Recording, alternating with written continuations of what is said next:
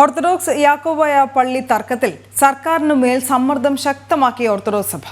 സർക്കാരിന്റെ യാക്കോബായ അനുകൂല നടപടികളിലൂടെ സുപ്രീം കോടതി വിധി അട്ടിമറിക്കാൻ ശ്രമിക്കുന്നതായി സഭാ നേതൃത്വം വിമർശനം കടുപ്പിച്ചു. യാക്കോബായ വിഭാഗത്തിന്റെ പിന്തുണ ലഭിച്ചിട്ടും തെരഞ്ഞെടുപ്പിൽ LDF-നുണ്ടായ കനത്ത തോൽവി സൂചിപ്പിച്ചും ഓർത്തഡോക്സ് സഭ സർക്കാരിന് മുന്നറിയിപ്പ് നൽകി. 2017 സുപ്രീം കോടതി വിധി നടപ്പിലാക്കാതെ രാഷ്ട്രീയ മുതലെടുപ്പ് നടത്തുന്ന സർക്കാരിനും ഇടതുപക്ഷത്തിനും മുന്നറിയിപ്പ് നൽകുകയാണ് ഓർത്തഡോക്സ് സഭ.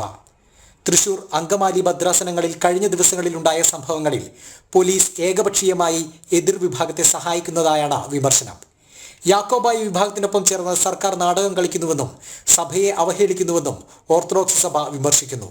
നിയമം അനുസരിച്ച് മുന്നോട്ട് പോകുന്നതിന് തടസ്സം നിൽക്കുന്ന ആളുകൾക്ക് കൂട്ടുനിന്ന് സഭയെ ഒരുമാതിരി കളിയാക്കുന്ന രീതി, നിയമത്തെ തെറ്റിക്കുന്ന രീതി ഇപ്പോൾ ഭരണ സംവിധാനങ്ങളിൽ നിന്ന് കുറച്ച് നാളുകളായി കാണുന്നു. അത് തുടരുന്നത് അഭികാമ്യമല്ല എന്നുള്ള കാര്യം ഞാൻ ഈ സമയത്ത് സ്നേഹപൂർവ്വം ചുമതലപ്പെട്ടവരെ അറിയിക്കുവാനായിട്ട് കൂടിയാണ് ഇതെടുക്കുന്നത്.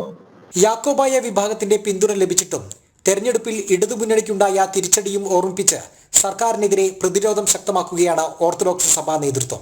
കഴിഞ്ഞ പാർലമെന്റ് തെരഞ്ഞെടുപ്പിൽ ഇടതുപക്ഷ ജനാധിപത്യ മുന്നണിക്ക് പരസ്യമായ പിന്തുണ നൽകിയതിന് പ്രത്യുപകാരം ചെയ്യുവാനാണ് സർക്കാർ ആഗ്രഹിക്കുന്നതെങ്കിൽ തെരഞ്ഞെടുപ്പ് ഫലം കൂടി വിശകലനം ചെയ്ത് മാത്രമേ ഒരു തീരുമാനത്തിൽ എത്താവൂ എന്നൊരു അഭ്യർത്ഥന കൂടെ രാഷ്ട്രീയമായി ബന്ധപ്പെട്ടവരുടെ മുമ്പിൽ വെക്കുവാൻ ഞങ്ങൾ ആഗ്രഹിക്കുകയാണ്. ചർച്ച് ബിൽ നടപ്പാക്കാനുള്ള സർക്കാർ നീക്കങ്ങളെ ഓർത്തഡോക്സ് സഭ എതിർത്തിരുന്നു.